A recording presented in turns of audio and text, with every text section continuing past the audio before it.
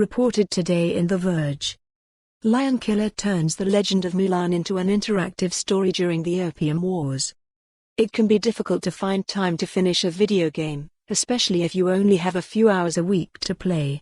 In our bi-weekly column Short Play we suggest video games that can be started and finished in a weekend. Tools like Twine have made it easier than ever to make interactive text-based games. But while they can be simple to make, that doesn't make it any easier to tell an engaging story. As a writer, you have nowhere to hide. There aren't graphical avatars for the player to control or music and voice acting to help tell the story. It's just words and hyperlinks. Despite that, games like Lionkiller show just how engaging and powerful interactive fiction can be, even if they only have words to work with. Lionkiller is a reinterpretation of the legend of famous 4th or 5th century female Chinese warrior Hua Mulan. It deviates from the original source material and the well-known Disney adaptation by setting the story during the first part of the mid-19th century Opium Wars between the Chinese and British. It's a war that started due to British merchants illegally smuggling and selling highly addictive opium to try to balance their trade deficit for luxury goods from China.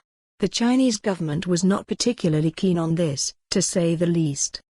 Lionkiller starts with Mulan working at a flower shop, and the choices you make influence how her story plays out in both big and small ways, much like they do in games like Life is Strange or Telltale's The Walking Dead.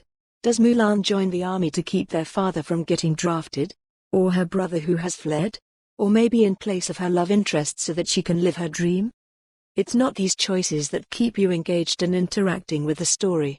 Instead, it is a combination of the writing, which is brief but impactful, and the way it uses text links almost like cuts in a film or TV show. Effectively, all Twine games are a number of web pages full of text, in which there are colored text links you click to go from one page to another, or sometimes they add, remove, or change the text on the current page. In Lionkiller each of these pages feels less like reading a page of a book and more like a shot or moment in a larger movie scene, with the links that go between pages feeling like cuts between shots or scenes. The links that add or change the text work much like if you were a film editor, giving you moments where it adds or changes a shot to more explicitly express the subtext of a scene. And with these links being optional, your choice to interact with them feels as though you are helping to create the scene. What's great about these interactions is the way they become as automatic as turning a page in a book.